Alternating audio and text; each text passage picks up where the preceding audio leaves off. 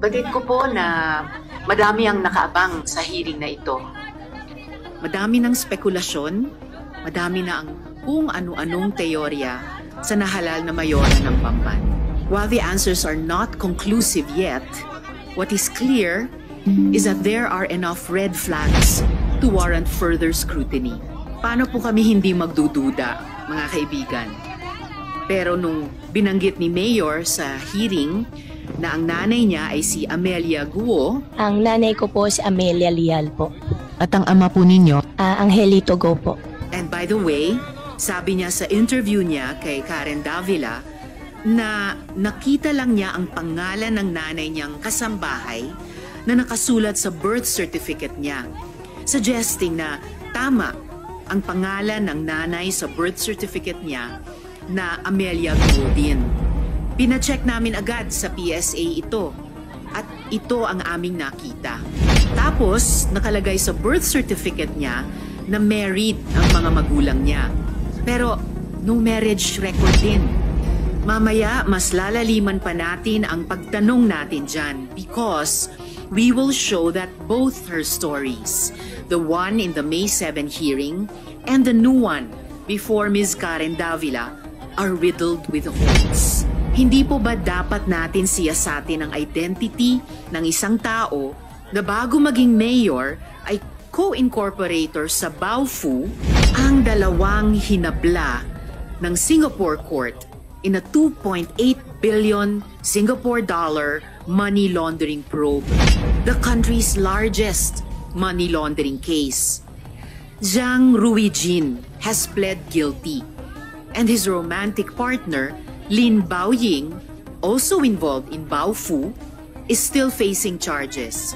But, according to news reports literally yesterday, she was also poised to plead guilty. We were also made aware of stunning revelations in international media made by a former Chinese spy, alias Eric, literally just a few days ago, that China planted him in various locations, including in Southeast Asia, as a spy in 2007. Si Mayor Alice Guo po, 2005 ang delayed registration of birth. Opo, hindi 2003, but 2005 upon clarification with PSA. Malabo kasi ang typewriter ink sa birth certificate niya. So, 19 years old na siya noon. Tapos, mayroon ding previous investigations in other countries of China planting agents and making them run for public office. Why would we think exempted tayo? Why would we think that in light of the conflicting claims in the West Philippine Sea, magpapadala sila ng assets sa Australia, US, Cambodia, pero hindi sa Pilipinas? Nakagit-gitan nila sa karagatan? Ano tayo special? Padami ng padami na po ang lumalabas na ebidensya. Transnational crime, money laundering, espionage. It is too early to rule anything out. How do we rule anything out when the documentary evidence throughout history demonstrates that united front operations of the Chinese Communist Party have links to triad groups and criminal syndicates? Ito mismong Prince Group na ginamit na front ng former Chinese spy na si alias Eric ay dawit sa scam hub operations. Hindi po ba tama na magtanong? Hindi po ba tama na magduda? Pero mga kaibigan, let me also take this opportunity to remind all of us, racism is never justified. Ang Pilipinas ay dapat manatiling bukas at mapagkandili sa mga taong sumusunod sa ating batas at walang hangaring masama, Pinoy man o dayuhan. We will not condone making open targets of anyone just because of their foreign blood. Gaya ng wala din tayong problema sa mga anak sa labas o anak ng kasambahay na tinago o ano paman. I'm the sponsor of the Foundling Law at pinaglaban natin ang mga batang ipinanganak na walang ganap na identity.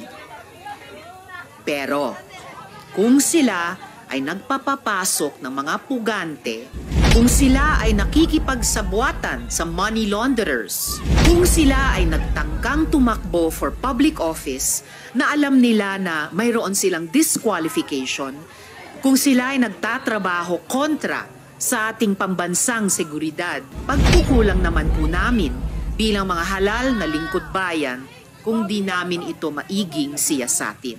Is this mayor who was born on a farm, taught by literally one person from kinder to high school, tapos hindi nag-college, a Chinese spy, a big-time money launderer, an enabler of scams and human trafficking, none of the above, one of the above, or all of the above?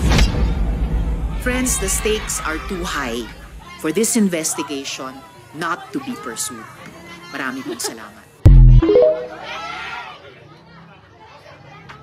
Halal na lingkod bayan kung di namin ito maiging siyasatin. Is this mayor who was born on a farm, taught by literally one person from kinder to high school, tapos hindi nag-college, a Chinese spy, a big-time money launderer, an enabler of scams and human trafficking, none of the above, one of the above, or all of the above? Friends, the stakes are too high for this investigation not to be pursued. Marami pong salamat. Halal na lingkod bayan kung di namin ito maiging siyasatin. Is this mayor who was born on a farm, taught by literally one person from kinder to high school, tapos hindi nag-college, a Chinese spy, a big-time money launderer, an enabler of scams and human trafficking, none of the above, one of the above, or all of the above? Friends, the stakes are too high for this investigation not to be pursued. Marami pong salamat. Salamat.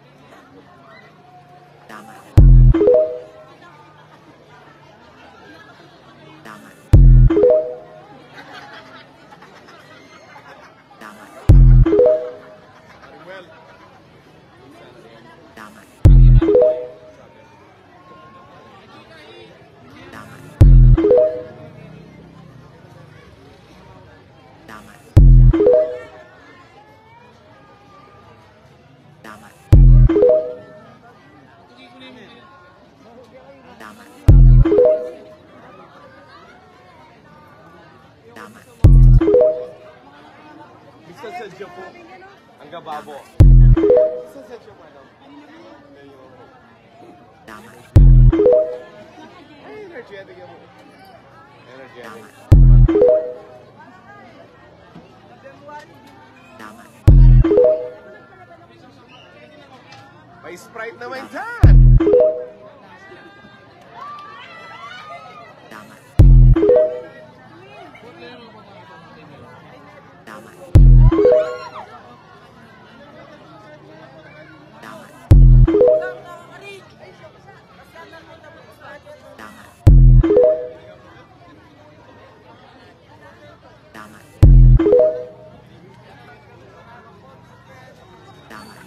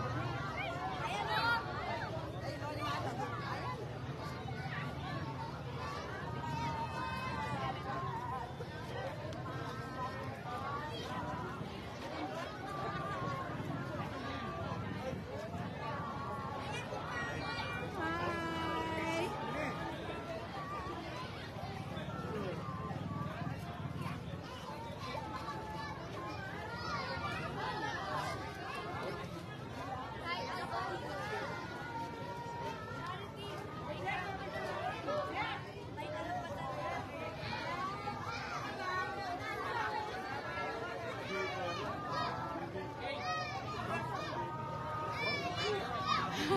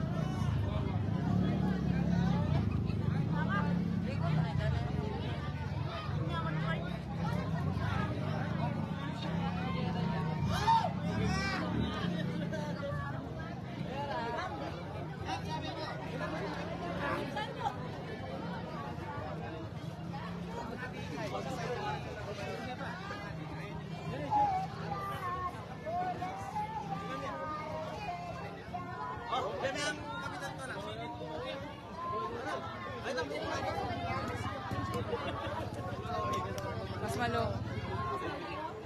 Kuya, balik ako 1 minute. Baba, mawala pesto din. Mawala pesto.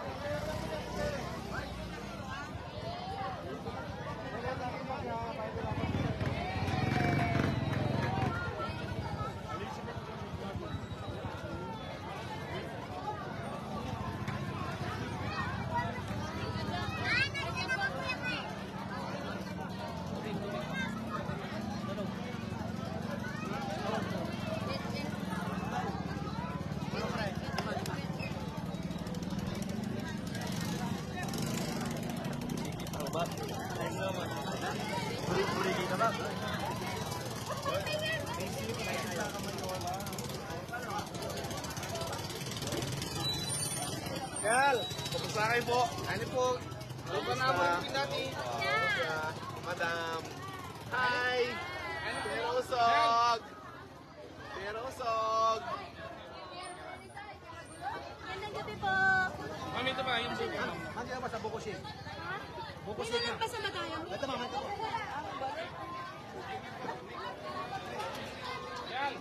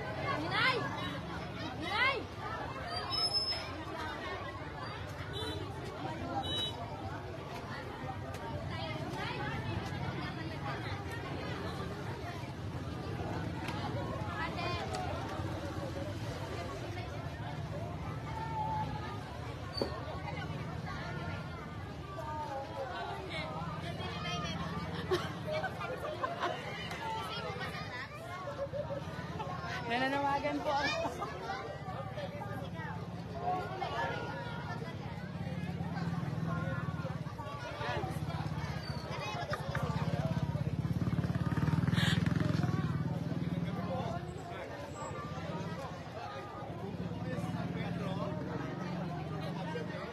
Vice Merling, Alice.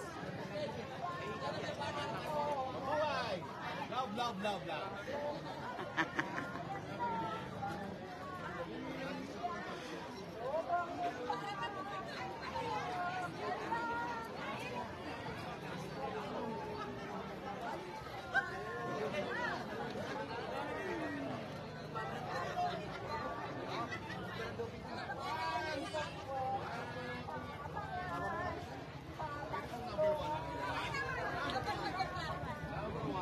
Number one.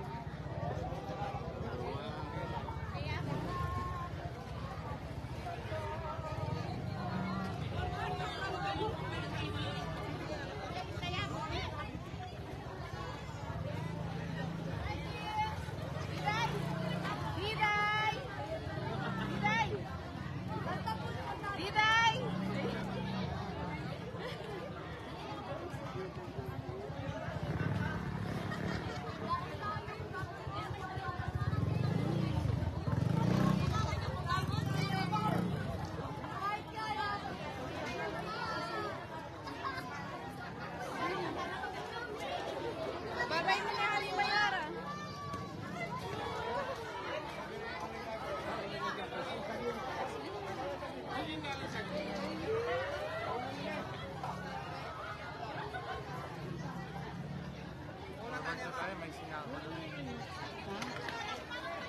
Pati! From Cavite. Mukha rin ba pinumuli kayo ni Madam? Nagkain po kami sa kainin niya. At pinikatwangan ko ba?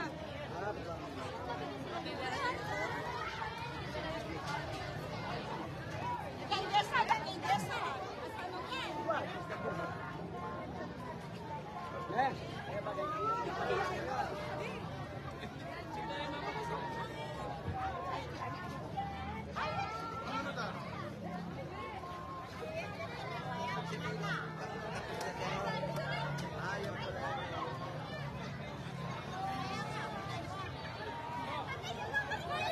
Oye, chunguete, ay, ay, no, le echó a Miguel.